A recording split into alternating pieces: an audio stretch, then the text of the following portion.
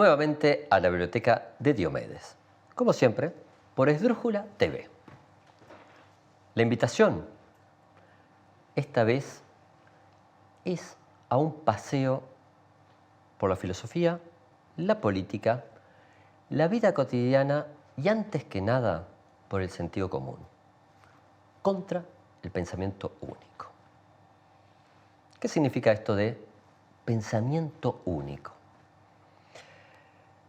Desde hace algunas décadas, cada día ya no importa la nación, ya no importa incluso el credo ni la afiliación hipotéticamente partidaria de las personas, hay temas que pasaron a ser indiscutibles.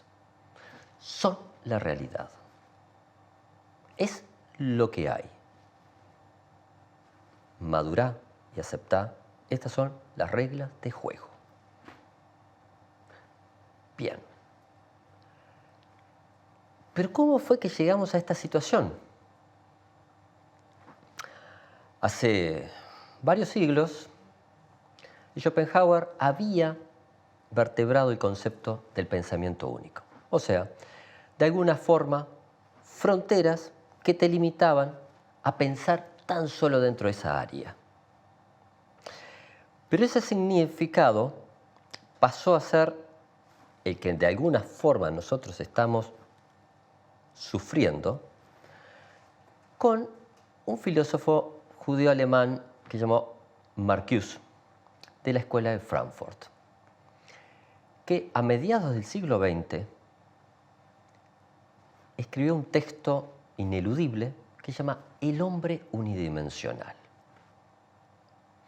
Esto es, que las personas cada día estaban más confinadas a un solo rol, un solo papel.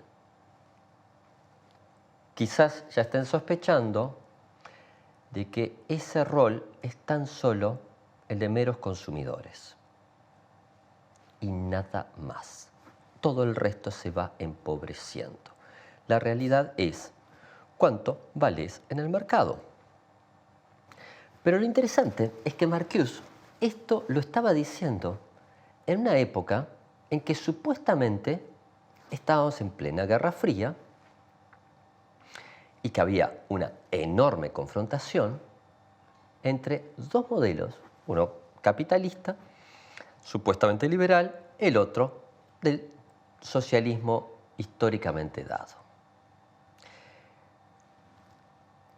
Pero Marcuse, de alguna forma, estaba haciendo un enunciado que abarcaba a los dos modelos. Esto amerita una explicitación previa. La Escuela de Frankfurt surge en Alemania en la década absolutamente crítica y fermental de los años de los 20 a los 30. Toman una fuerte impronta marxista y también de los nuevos aportes de lo que era el psicoanálisis. Fueron los primeros que, en un contexto en que todo el mundo estaba en ebullición, tanto por el ascenso del proceso de la Revolución Rusa, la consolidación de algún modo de ese modelo, del surgimiento de los fascismos, son los primeros que logran enunciar algunas rotundas herejías. La Escuela de Frankfurt fue los primeros que se permitieron dudar de una de las vacas sagradas del marxismo. Plantearon, para cualquiera que los quisiera escuchar, de que quizás el proletariado ya no estaba siendo el sujeto revolucionario. Traducido al criollo, los obreros quizás ya no estuviesen interesados en la revolución. Si la había, iban a ser otros sectores sociales, estudiantes, quizás campesinos, pero los obreros no. ¿Por qué? Bueno, tanto Adorno, Hockmeyer, pero especialmente Marcuse, lograron intuir que el incipiente estado de bienestar que estaba logrando beneficios concretos para los trabajadores, estaba logrando complementariamente erradicar rotundamente las pretensiones revolucionarias de dicha clase. O sea, la gente que tenga un trabajo iba a preferir negociar mejoras salariales, mejoras en diversos campos de los derechos, y no se iba a subir tan rápidamente al camión de la revolución. Esa visión crítica de toda la escuela de Frankfurt, obviamente, desde los sectores socialistas ortodoxos, ameritó una montaña de adjetivos. Pero incluso más, uno de los filósofos y psicoanalistas colaterales, Wilhelm Reich, había empezado a intuir qué era lo que estaba realmente detrás del fascismo, que no era una mera reacción, implicaba una nueva concepción hasta del cuerpo. Y que a su vez, en ese nuevo modelo, el fascismo iba a tener mayor predicamento que el socialismo para las clases dominadas en una situación de crisis. Una idea que Antonio Gramsci, un italiano comunista, luego va a tomar con otro acento. Pero básicamente, los conceptos claves es que en esas décadas hay desde el propio campo de lo que uno podría definir como izquierda, visiones crecientemente críticas sobre que quizás esa promesa de que el socialismo está a la vuelta de la esquina sea tan solo una promesa. Que quizás la clase trabajadora ya no esté tan interesada y no sea llamada por ese tipo de consignas. Y que sus objetivos sean radicalmente distintos a los que soñaron o pensaron o plantearon los teóricos anarquistas, comunistas, socialistas en el siglo XIX. Todo esto nos va llevando a un escenario en el que hay crecientemente un modelo que está cuestionando lo que eran las disyuntivas filosóficas y políticas de los primeros años del siglo XX. Por otro lado, hay un concepto clave que atraviesa todo esto. Tanto el liberalismo como el marxismo, el socialismo, que uno siempre los tiende a pensar como tan rotundamente antagónicos, fueron modelos de cuña europea y que a su vez compartían gran cantidad de presupuestos. Por ejemplo, la idea del progreso. Es bueno progresar. La historia tiene un sentido. El ayer es distinto que el presente y obviamente muy distinto que un futuro que todos estamos convencidos, por razones diversas, que va a ser mejor. Esas ideas, habitualmente, uno presupone que son tan solo herederas directas de lo que llamó el positivismo en el siglo XIX de Auguste Comte, filósofo francés que de algún modo, aparte de ese eslogan de orden y progreso que está en el escudo de Brasil, de algún modo marcó en forma indeleble todas las ciencias sociales y de alguna forma el pensamiento filosófico del siglo XIX. Ese modelo positivista, signado por la idea del progreso, que uno siempre presuponía que era muy de esa época, en realidad, otro autor que se llama Nisbet ya había rastreado que insólitamente era sustancialmente más antiguo. De hecho, la idea del progreso la podemos rastrear hasta en la antigua Grecia, por una razón bastante simple. Los griegos, pueblo bendecido con ese maravilloso don de preguntarse ¿por qué?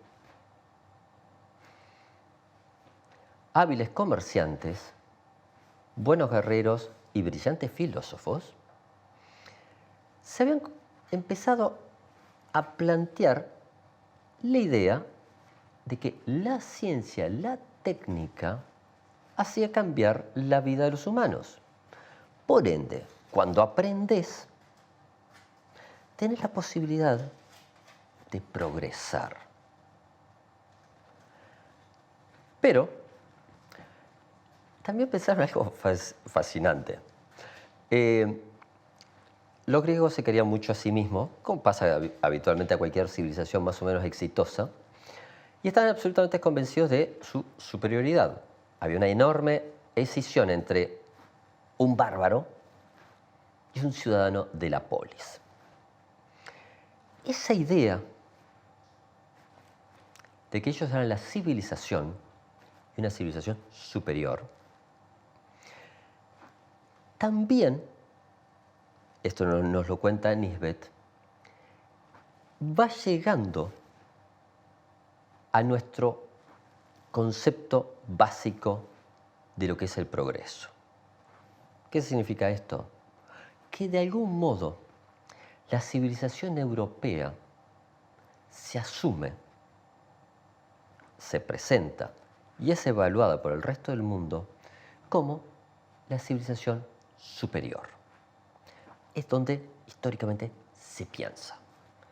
De hecho, si a su vez tomamos un mapa y vemos lo que le pasó al planeta en los últimos 500 años, obviamente los europeos le caminaron por arriba del lomo al resto del planeta. Entonces, esa idea de ciencia, esa idea de que la técnica, esa idea de que la civilización europea es dominante y es superior, han definido todo un entramado que va marcando el concepto de que hay un progreso sostenido que se piensa en Europa y que hay un modelo de desarrollo de esa cultura. Esto es parte de lo que nosotros estamos viviendo y es parte de las variables fuertes desde donde nosotros podemos pensar.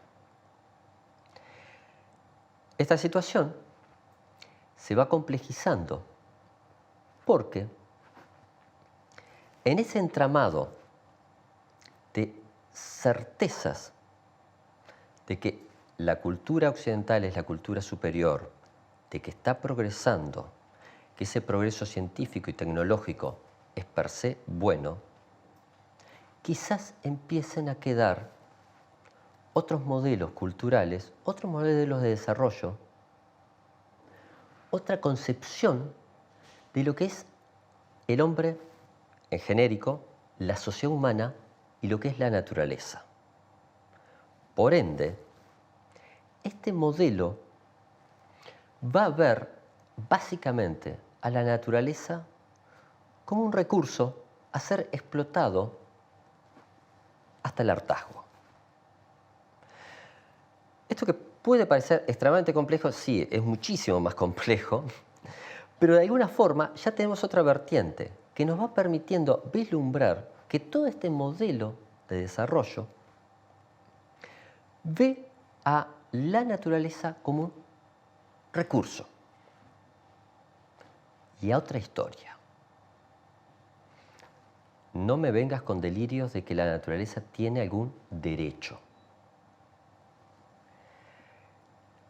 Pero para el próximo bloque, comencemos a pensar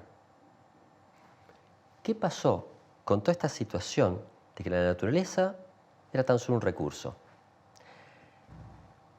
de que hay un solo modelo de pensamiento que es, y algo fascinante, que fue lo que se llamó la muerte de las ideologías. Ya volvemos.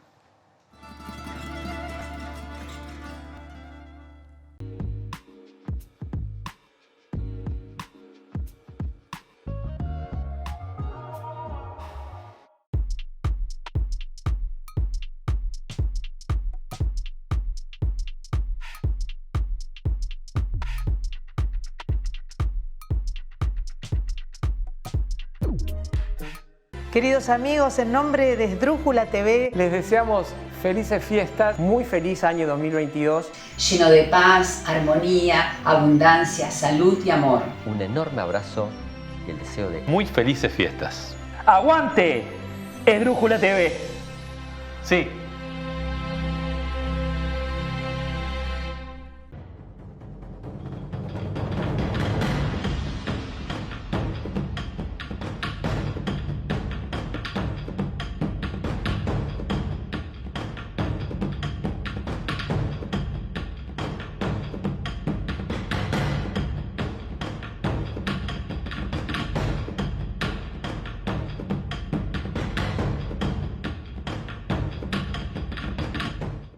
a partir del 7 de octubre y todos los jueves a las 21 horas, los invito a cruzar el puente por la pantalla de Esdrújula TV.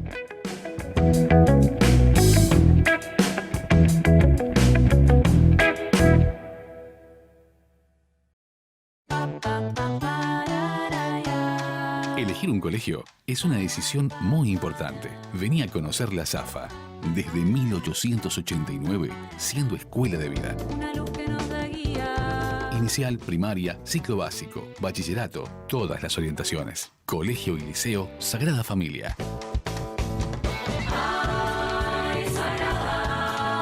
Avenida del Libertador 1960, zafaguada.edu.uy.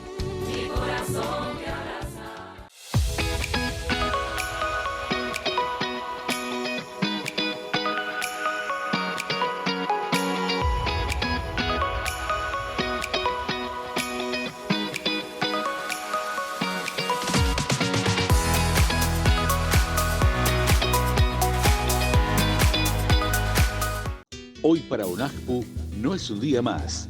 Hoy, jubilados y pensionistas con su voto reafirmaron el camino por mejor calidad de vida en defensa de una seguridad social digna e inclusiva. Gracias. UNAJPU, Organización Nacional de Asociaciones de Jubilados y Pensionistas del Uruguay.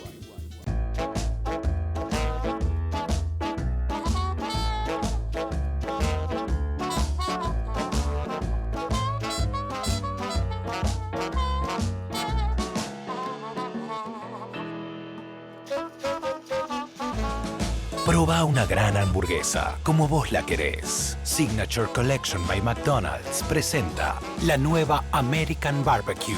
Ahora también con 3 carnes. Sabor premium, sin tanta pose.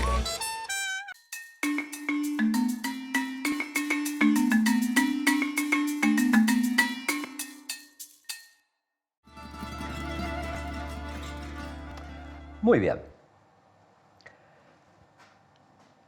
Comencemos a sumar en un pizarrón imaginario esa idea de que la naturaleza es un recurso a ser explotado. Pensemos en cualquier empresa contemporánea en que el departamento que atiende las necesidades o las problemáticas laborales se llama de recursos humanos. Casualidad. Pensemos, por otro lado, que desde el siglo XIX hay un modelo que apunta sistemáticamente a que la economía crezca. No importa si esa persona es capitalista, no importa si esa persona es socialista, lo que es indiscutible es que la economía tiene que crecer. ¿Por qué? Porque cuando crezca, bueno, según algunos, hay que pagar los dividendos hacia los accionistas, que realmente fueron los que soñaron, pensaron y crearon esta empresa. Otros van a pensar, bueno, no, hay que distribuir la riqueza. Pero básicamente, la famosa frase de que la torta tiene que crecer para luego repartir, y ahí empieza el debate si son porciones o si son migajas, está omnipresente. Esto es un primer dato fuerte de cómo se va configurando un mundo con ciertas racionalidades. Daniel Bell, sociólogo norteamericano, a mediados del siglo XX comenzó a intuir de que el famoso capitalismo que hablaba Max Weber de el ahorro, la inversión, la vida frugal, la inventiva, todo eso estaba divino factiblemente para algún pionero en Nueva Inglaterra hacía 200 años. La realidad es que el capitalismo, mucho más que capitalismo, era feudalismo. Había crédito, había deudas y había un fenómeno capitalista totalmente nuevo que en realidad ya existía desde décadas antes, que era un capitalismo financiero que funcionaba muchísimo más que por la producción de bienes, por el manejo de servicios financieros, deudas y tasas de interés estratosféricas y rentabilidades inentendibles para el común de los mortales. Que eso que funcionaba en la primera etapa con las grandes corporaciones, luego de la Segunda Guerra Mundial, había tomado un impulso totalmente distinto con un invento casi anecdótico que se utilizó, creo que fue en Nueva York, de un pedacito de plástico que tenía la palabra diners escrita arriba, que permitía de que el ejecutivo invitara a sus amigos a la cena y luego pagara. Entonces, cuando surgió el famoso plástico, como lo definimos habitualmente, que son las tarjetas de crédito, esto cambió rotundamente las reglas de juego. Ya la famosa ética ascética del ahorro para adquirir un bien quedó en la mentalidad de los abuelos. Las nuevas generaciones crecientemente fueron imbuidas de un sentimiento de lo quiero, lo tengo ya porque tengo un plástico. Ese modelo de consumismo retroalimentado, del que está hablando Daniel Bell, como muerte del capitalismo tradicional, es lo que desde la otra vereda totalmente distinta, desde una perspectiva marxista, Marcuse estaba hablando de el hombre unidimensional. Mismo fenómeno, ángulos distintos. Rotundamente complementarios las visiones. Y ahí viene el tema.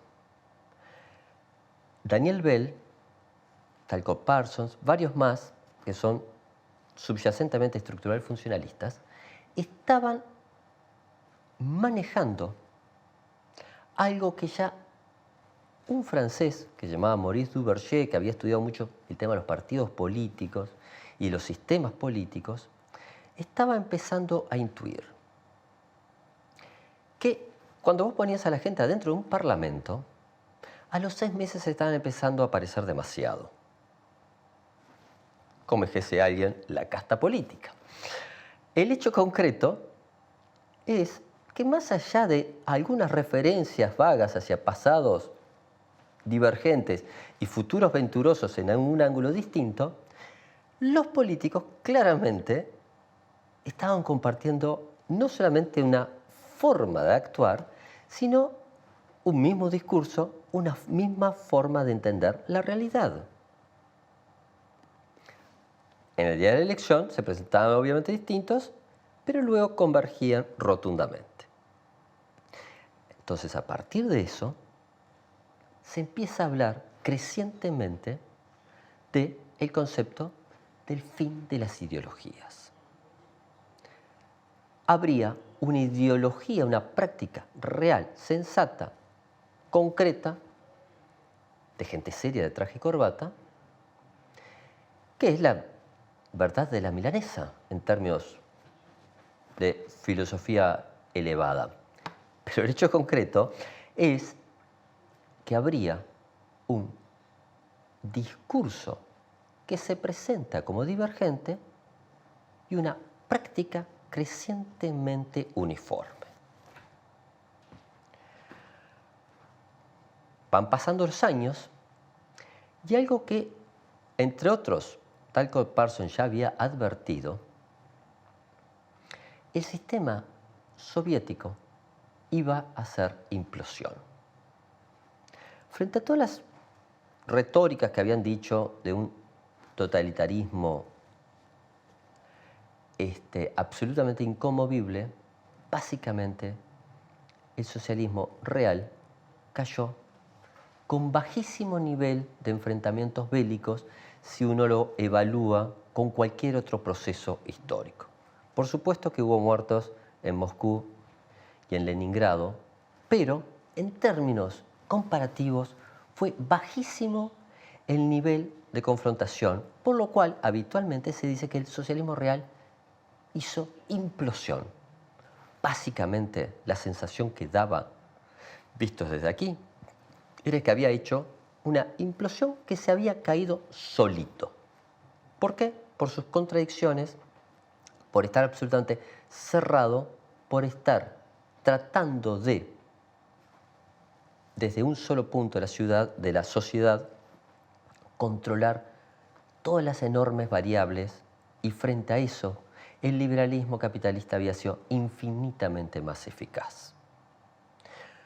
De algún modo, se iba planteando que si bien es cierto que el milagro de la industrialización de la Rusia estalinista había sido increíble, también es cierto que la provisión de bienes de consumo había sido básicamente escasa frente a lo que era la maquinaria occidental y básicamente en Estados Unidos. Por ende, de algún modo, en un mundo positivista y darwinista, el modelo que se había impuesto era el liberal occidental. Esto ameritó que un cientista político llamado Francis Fukuyama, al poco tiempo de la caída del muro de Berlín, hace un libro que marca época. El fin de la historia, en el que, retomando las tesis hegelianas, marxistas y de un filósofo que se llama Kohlhoff, planteaba que las grandes discusiones políticas se habían terminado. Básicamente, a partir de ahora, bueno, muchachos, vamos a madurar, vamos a ser sensatos. Lo único que hay es capitalismo. Punto y aparte. De hecho, una persona que perpetró un sinnúmero de frases extremadamente eficaces, que era Margaret Thatcher, que quizás sea la gran ideóloga, incluso más fuerte hasta que Ronald Reagan, de todo el triunfo neoconservador, planteó una frase deslumbrante: no society, no más sociedad. ¿Qué significaba esto? Bueno, se cayó el socialismo, se terminó el problema. Ahora vamos a madurar y vamos a asumir los hechos de la vida. ¿Cuáles son? Muy fácil. Los ricos se van a dedicar a hacer más riqueza, que es a lo que se dedican habitualmente, y es realmente para lo que nacieron y es lo que tienen la vocación y es lo que realmente les sale bien. Y el resto, bueno, yo diría que el resto a quedarse callados la boca. Ese esquema, de algún modo, centró un debate en el que, frente a la confrontación de los sindicatos, etcétera, de algunos sectores del Partido Laborista, Margaret Thatcher les pasó a explicar que no había otra alternativa. Basta. Esto es lo que hay. A ver si se lo meten en la cabeza. Esto es lo que hay. No te digo que sea bueno, es lo que hay. Ya está, es el menú de esta semana. Así que mejor que vayan asumiendo los hechos de la vida y que asuman de que es este capitalismo y, cosa curiosa, este modelo de capitalismo. Frente a esto, como a su vez los diversos movimientos socialistas habían hecho implosiones concatenadas, este modelo ideológico fue realmente un reguero de pólvora. Básicamente se asumieron algunos presupuestos, que el central es que la libertad de mercado iba a implicar ineludiblemente un modelo político asociado que es el liberalismo político. De algún modo, rápidamente todos los filósofos de la vuelta pasaron a decir que, bueno, día más, día menos, la democracia va a llegar a todos los lugares en un modelo básicamente muy parecido al anglosajón, con respeto a los derechos humanos, derechos fundamentales, siempre y cuando la empresa privada no se la moleste. Que si los gobiernos asumen este hecho, el resto va a funcionar. Había algunas pequeñas nubes, como suele acontecer, porque de algún modo este programa lo que apunta es que temáticas tan complejas como esta, tratar de verlas de varios puntos distintos. Ya había un precedente que en realidad debería haberle hecho ruido a más de uno, que era que, de alguna forma, el gran pope del liberalismo, o del neoliberalismo mejor dicho, que era Milton Friedman, había sido el economista que ardorosamente había aplaudido el muy sangriento golpe de Estado de Pinochet contra Allende. Entonces, bueno, más allá de la opinión particular que cada uno pueda tener sobre la UP, Salvador Allende y el proceso de colectivización en Chile, claramente era un gobierno que había emanado de las urnas, estaba respetando la Constitución, había una oposición en el Parlamento, había un diario que llamaba El Mercurio, todos los días dinamitando la acción del gobierno de Salvador Allende, y a su vez, obviamente, había una embajada norteamericana que nutría de ingentes cantidades de dinero a los opositores, porque Kissinger había considerado que ese país, el problema menor del socialismo, era nada frente al tema del cobre y de una empresa que se llama ITT, que era una empresa norteamericana. Entonces, si tocan el cobre, están subiendo el precio de un insumo que necesita una empresa norteamericana, y eso no lo vamos a permitir. Están las grabaciones de las charlas psicóticas entre Nixon y Kissinger aullando sobre por qué había que estrangular Chile. Bien, esos son los datos fuertes de la vida. Pinochet da un golpe de Estado, arrasa con ese país e inmediatamente aparece el profeta por todos esperados, que es Milton Friedman, que arranca con un programa de privatizaciones increíbles. Y ese país se convierte en la cuna del hipotético liberalismo. En el próximo bloque vamos a charlar las contradicciones de ese modelo y qué tiene que ver con el pensamiento único. Muchas gracias.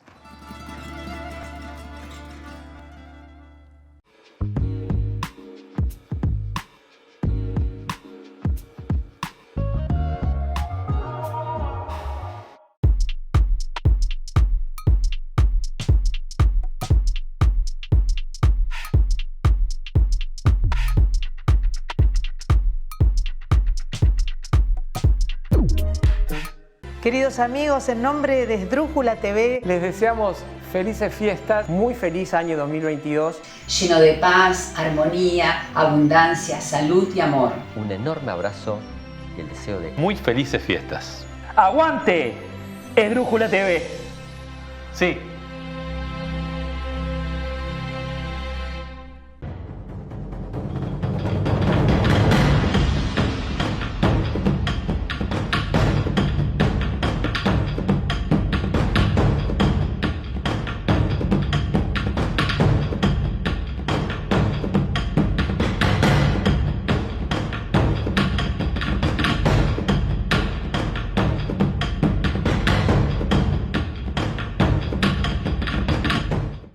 Hoy para UNASPU no es un día más. Hoy, jubilados y pensionistas con su voto reafirmaron el camino por mejor calidad de vida en defensa de una seguridad social digna e inclusiva. Gracias. UNASPU, Organización Nacional de Asociaciones de Jubilados y Pensionistas del Uruguay. Soy Bernardo Borkenstein, conductor de Charlas de Mentes, y quería desearles muy felices fiestas y un gran 2022. Y si nos acompañan el año que viene, seguimos resistiéndonos a la nada.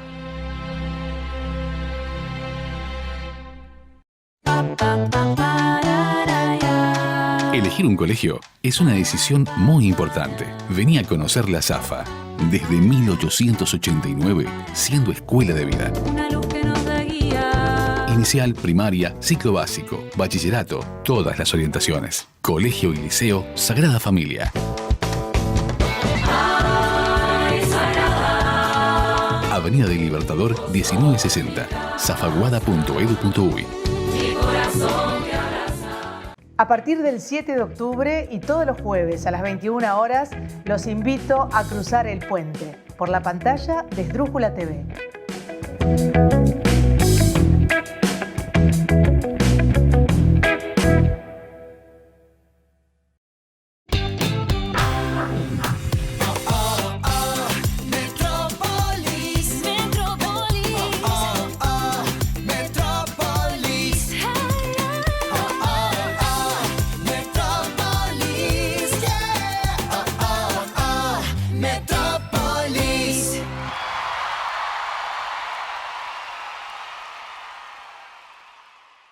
Es un placer para nosotros, el Consejo Directivo de Uruguay Histórico Channel, hacerles llegar nuestros más sentidos deseos de abundancia, felicidad, prosperidad, amistad, alegría.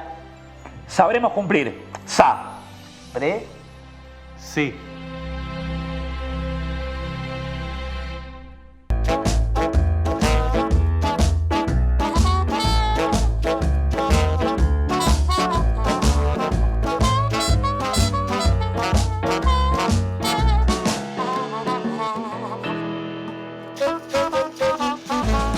Proba una gran hamburguesa, como vos la querés. Signature Collection by McDonald's presenta la nueva American Barbecue. Ahora también con 3 carnes. Sabor premium, sin tanta pose.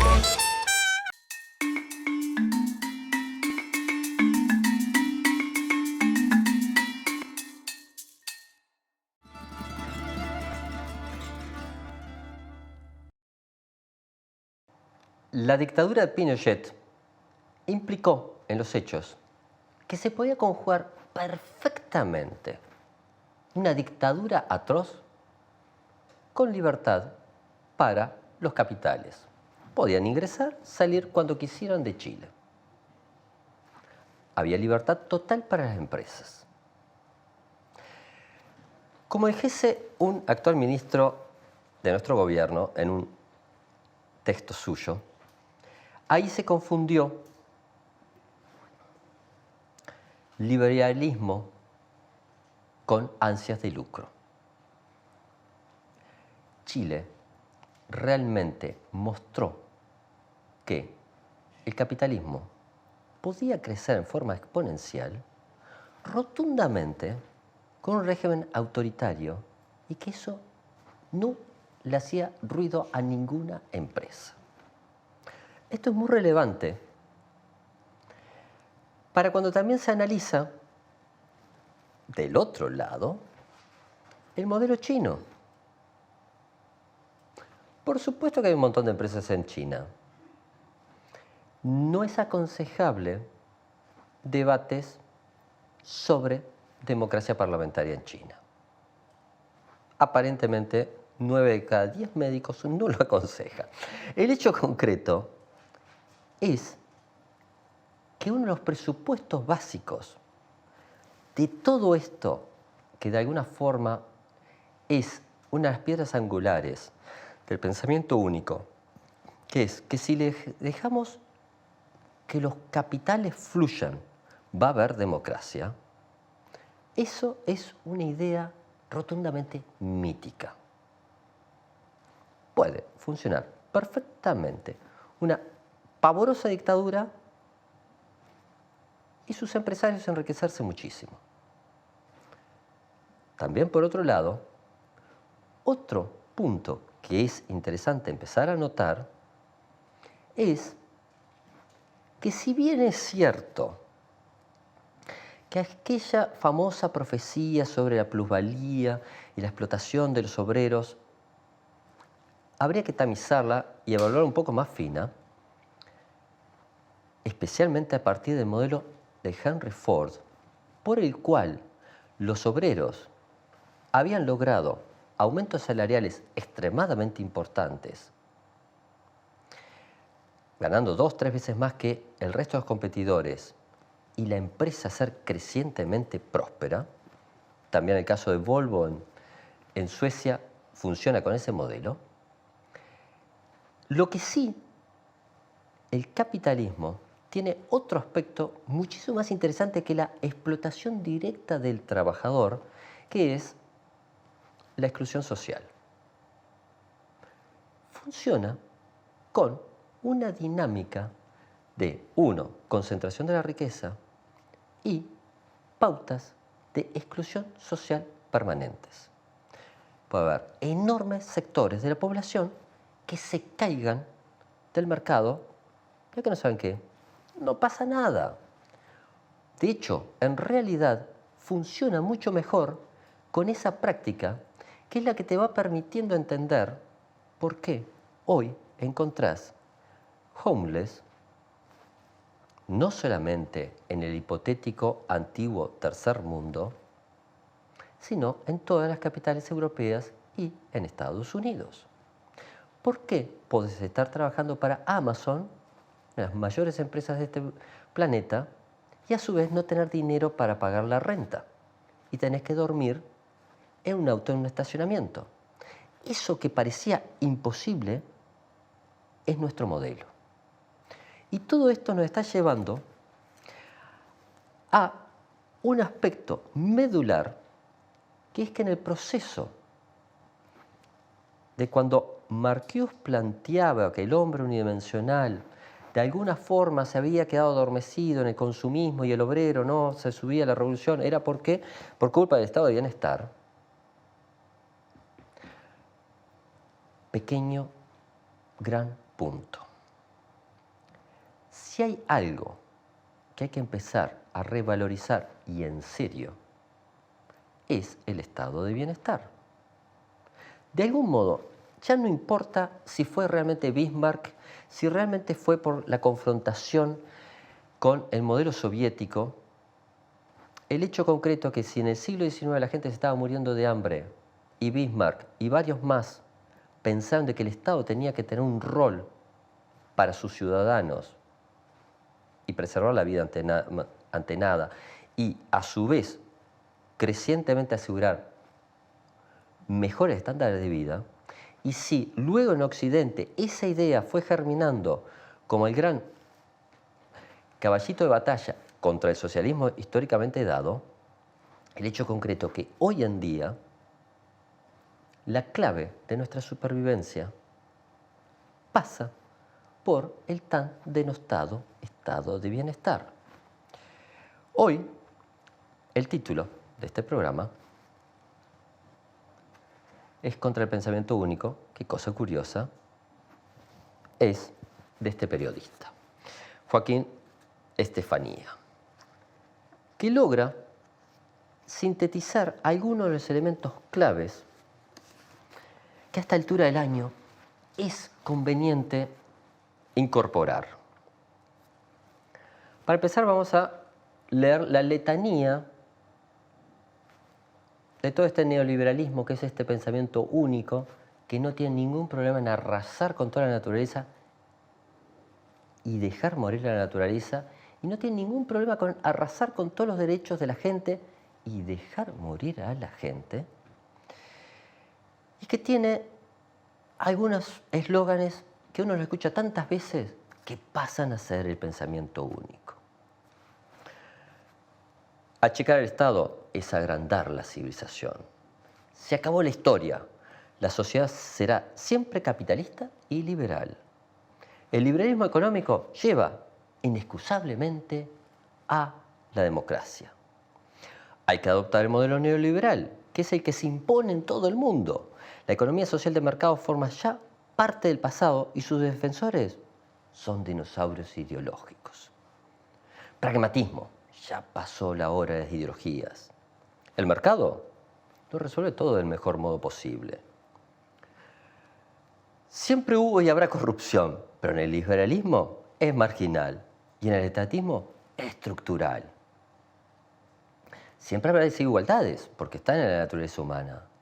Primero hay que agrandar la tarta y luego repartirla. Globalización. El nacionalismo económico es una expresión retrógrada que debe desaparecer. La soberanía nacional es un arcaísmo del pasado, está superada en disolución. El capital extranjero es la solución. Por lo tanto, hay que desregular sin limitaciones el sistema financiero y no ponerle trabas. La experiencia económica chilena es el paradigma del modelo neoliberal y debe ser imitada. Bien, esto es lo que escuchamos a diario todos los santos días. Varias ideas rápidas. La primera, por supuesto que la discusión ideológica no se terminó.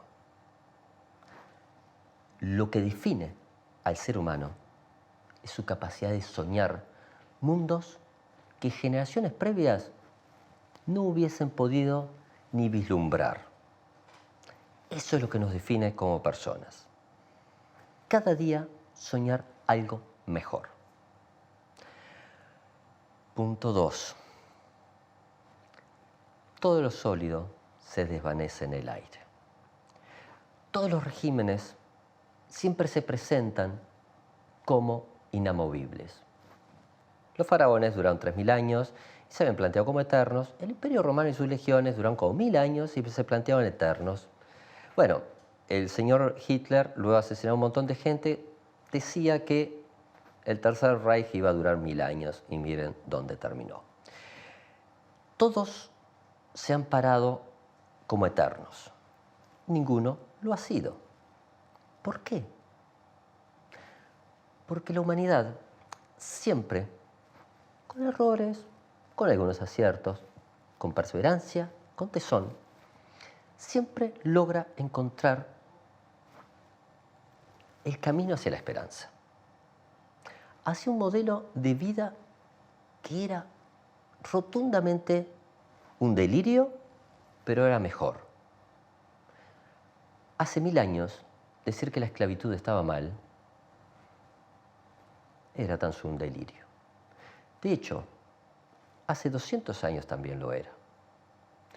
De hecho, en Estados Unidos recién en 1860 cayó la esclavitud y recién en 1960 un negro tenía derecho a la educación. En el fin del siglo XX, un negro no podía caminar en la misma vereda que un blanco en Sudáfrica.